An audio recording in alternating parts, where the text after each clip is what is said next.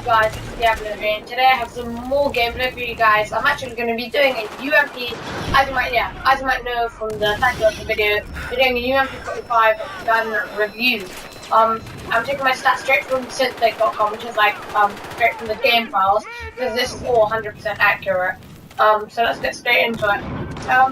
So its max damage is 34 up close, so that's pretty good. That's really good in fact. 34 bullet, 34 damage, and the minimum damage is 20. The point where at about 15 meters out, from 0 to 15 meters, it will do 34 damage. But then anywhere further out than that, it will start to drop off all the way to its minimum damage of 20. But the damage drop off ends at 30 meters, so after 30 meters, it will always do 15 damage per bullet. The fire rate is 600 rounds per minute, which is quite slow, especially for a PDW in the game. The muzzle velocity is also quite slow once again.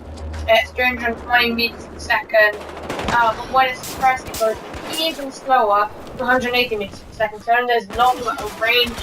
Well, you shouldn't even really be going into those long range combat situations, but if you do, you want to kind of lead ahead of your target so the bullets will like reach him, because if you do line up your sights directly on him, the bullet would like whiz past him because he'd be way ahead by then.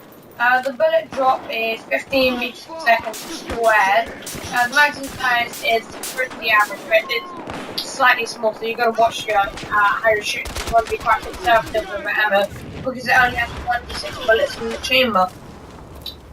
So now I have the preload times. When the chamber is completely empty, it's 2.73 seconds.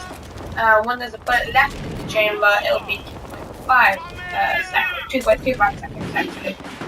Now I'm on to the recoil, which is like one of the most important parts of a gun. Where you going, fool? The recoil upwards is 0.3, the recoil left and right is 0.2. So that's not really much side-to-side recoil. Well, it is a bit of side-to-side recoil, but it won't actually show up because the recoil is so each side. So as you can see there, and as you've seen practically throughout most of the video, the recoil, you don't really see it that much side to side. But recoil upwards, just slap on like, I don't know, a stubby grip or something, and you'd be like fine. It's not really much. That's not really that much of a bad thing.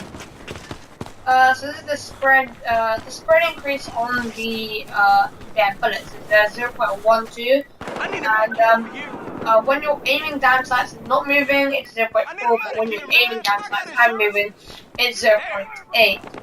So you can have all the standard, attachments on it. Many things. But what I personally like to use on my PDW is a Cobra sight, which is practically like my favorite sight on every single weapon. I rock up this sight with everything. I use a vertical grip one with this because I do actually like to run and gun with this a lot on the vertical. Helps you, like as you can see right now, I sort of move when I'm shooting, and what this helps you to do is that it makes you more accurate while you're moving, which is really good.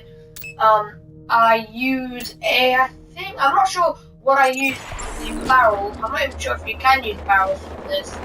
But anyway, I use a laser sight because this is already like a hip-fire machine. It is so accurate with its hip-firing, but I just snap on a laser sight because you can't really get extended mags or anything, so it's really good.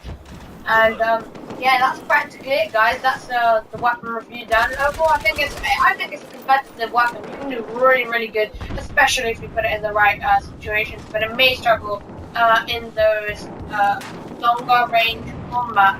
So, peace, guys. The video is about to come to an end, and yeah.